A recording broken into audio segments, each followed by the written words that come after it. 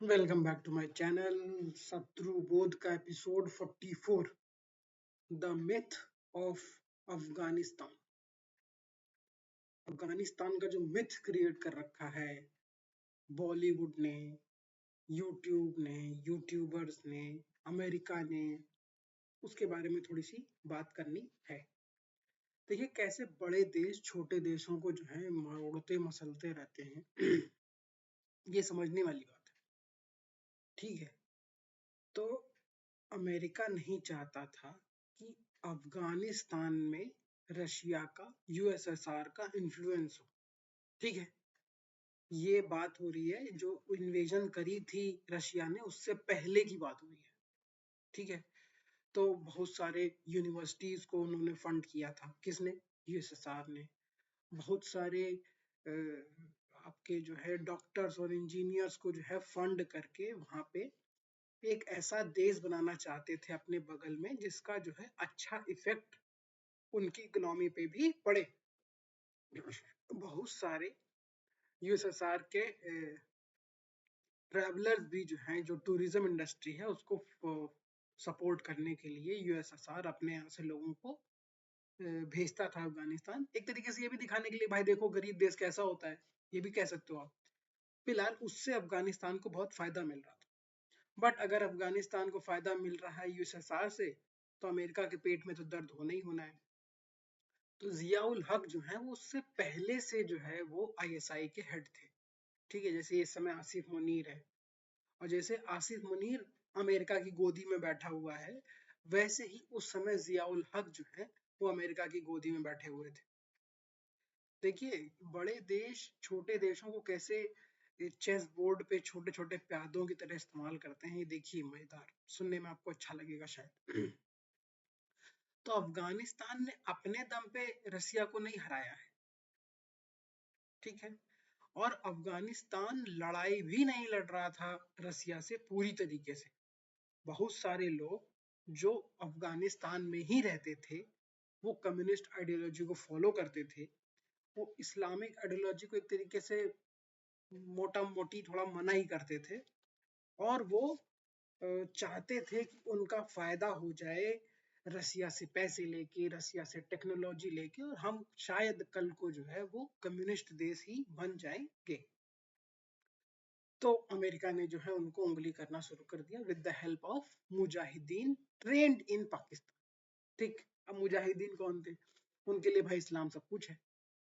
और जो अफगानिस्तान में जो लोग प्रोग्रेसिव बनना चाह रहे थे, आप देखिए जो जो लड़ाई से पहले ही अफगानिस्तान की जो फोटो हैं उसमें छोटी छोटी स्कर्ट पहन के घूम रही हैं अफगानिस्तान की लड़कियां, पढ़ाई कर रही हैं, कॉलेज में बास्केटबॉल खेल रही हैं। मतलब एक तरीके से पेरिस जैसा जो है वो दिखाई दे रहा है थोड़ा थोड़ा। मतलब नहीं पेरिस तब भी मान लीजिए यूनिवर्सिटी, दो यूनिवर्सिटी में भी अगर हो गया तो बड़ी बात है। लेकिन भाई वहां के लोगों को अच्छा नहीं लगा।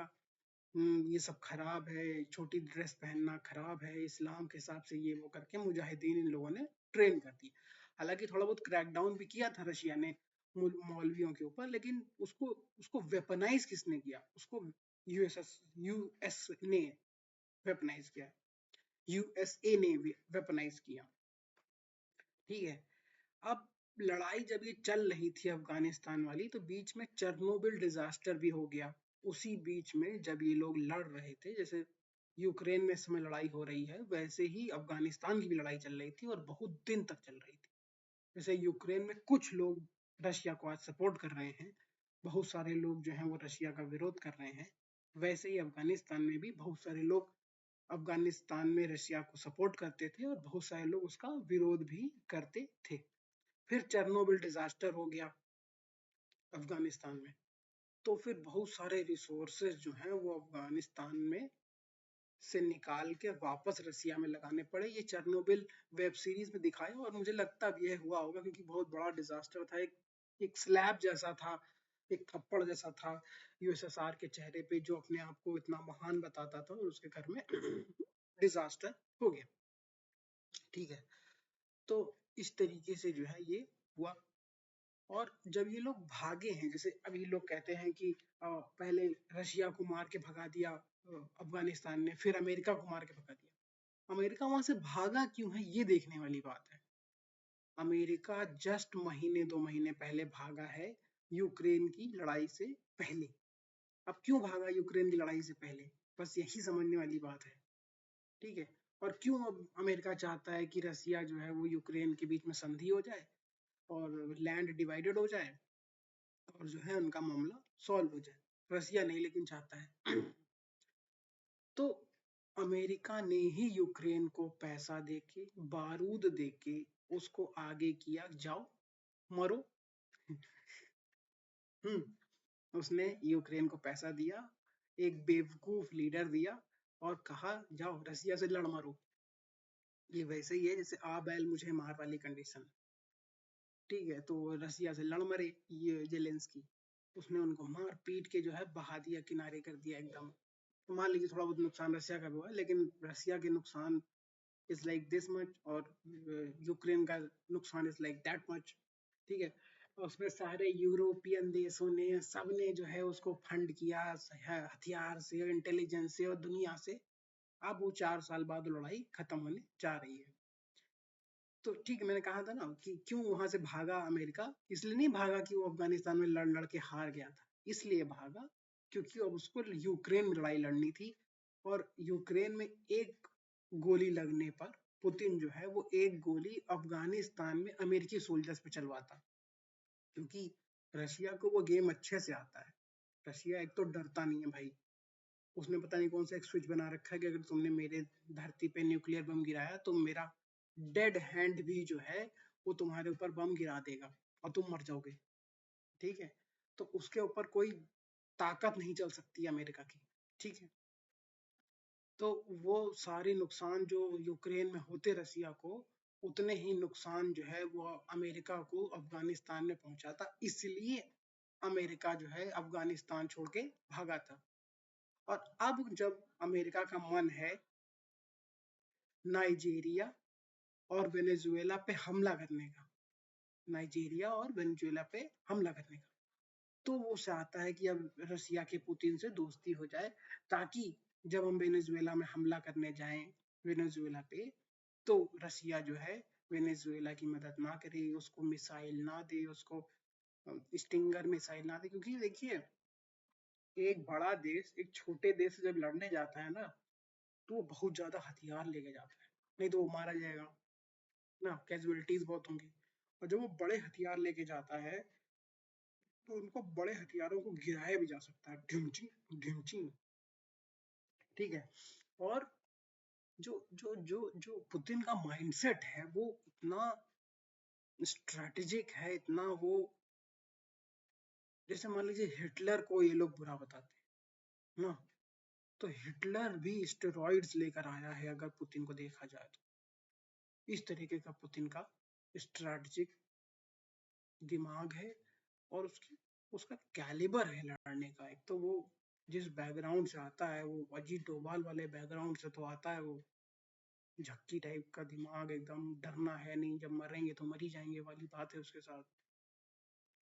तो ये सब लेके जो है वो बैठा है यूक्रेन में, और यूक्रेन का पटाक्षेप होने वाला है क्योंकि बहुत सारे देशों से उसने लोगों को, लड़ाकों को बुलवा बुलवा के, बहुत सारे अफ्रीकन लड़ाकों को, बहुत सारे नॉर्थ कोरिया वालों को, और मुझे ऐसा लगता है कि बहुत सारे चाइना वालों को भी उसने वहां पे बुला लिया है। उनकी ट्रेनिंग हो जाएगी भाई कि कैसे पीटा जाता है लोगों को, कैसे गोली सामने से चलती है फिर गोली वापस चलानी पड़ती है। क्योंकि ऐसा लोग कहते हैं, अमेरिका के लोग, बहुत जानकार लोग जो अमेरिका में यही कहते हैं कि रसिया को पता, सॉरी, चाइना को पता ही नहीं है कि गोली का जवाब गोली से कैसे देना है, क्योंकि उनका कोई बैटल एक्सपीरियंस नहीं है। तो रसिया कह रहा है आओ, इट्स फ्री फॉर ऑल, आओ 10 लोगों को मारो, तुमको पता लग जाएगा कैसे लोगों को मार के लगता है, कैसे कैप्चर करनी पड़ती है एक बिल्डिंग, कैसे ड्रोन्स का इस्तेमाल करना है, कैसे बाइक्स का इस्तेमाल करना है ना। तो कुल मिला के जो ये अफगानिस्तान का जो मिथ है ना, कि Afghanistan is the cradle of kingdoms, वो वहां पे जो है वो ब्रिटिश आए थे, वो हार गए, ब्रिटिश ने वहां पे चौकियां कब्जा करी थी, तो वो हार कैसे गए। पूरा बलूचिस्तान, पूरा, तो ये काफी बड़ा रीजन जो है उन्होंने कब्जा कर रखा था, तो हारे कैसे? अमेरिका ने कितना बड़ा रीजन जो है वो कब्जा करके रखा हुआ था। तो ये मिथ कहाँ से आया कि अफगानिस्तान में जो है ये हो जाता है? ये सिर्फ कहानियां हैं ये। जिसके पास पैसा रहता है, जिसके पास इंटेलिजेंस रहती है, वही देश छोटे देशों को दबा के उनका जो है अचार बना देते हैं। जैसे इस समय भारत ने अपने पड़ोसियों का अचार बना रखा है, जो जो उसके खिलाफ जाने की कोशिश करते हैं। पहले मालदीव्स का बनाया, ठीक है, अब इस समय बांग्लादेश का बनने जा रहा है। इसलिए नहीं कि बांग्लादेश गलत है और हम सही हैं, ये सिर्फ कविता कहानियों की बात है। हम लोग बांग्लादेश की दुर्दशा इसलिए कर सकते हैं और करने जा रहे हैं क्योंकि हमारे पास इतने एसेट्स हैं, इतनी बड़ी सेना है, इतनी ज्यादा मिसाइलें हैं, इतना ज्यादा इंटेलिजेंस है, इतना ज्यादा पैसा है। और हम लोगों को बांग्लादेश को एक एग्जाम्पल की तरह सेट करना होगा, ताकि आने वाले समय में कोई भी मालदीव जो है उठ के वो ये ना कह पाए इंडिया आउट। तो बांग्लादेश, जैसे वो अंग्रेजी चाइनीज की एक कहावत है कि kill the chicken square the monkey, है ना? तो उनका ये मतलब है कि अगर तुम चिकन को मार डालोगे तो मंकी डर जाएगा। तो वैसे ही हम लोग को बांग्लादेश को पटक पटक के जो है मारना, पीटना, बर्बाद करना चाहिए और उस पर कब्जा कर लेना चाहिए एक तरीके से। या तो अपने जो है मतलब की एक सरकार वहां पे बैठानी चाहिए, इस बात को साबित करने के लिए कि India has arrived on the global platform and we will decide what will happen in our neighborhood. Thank you.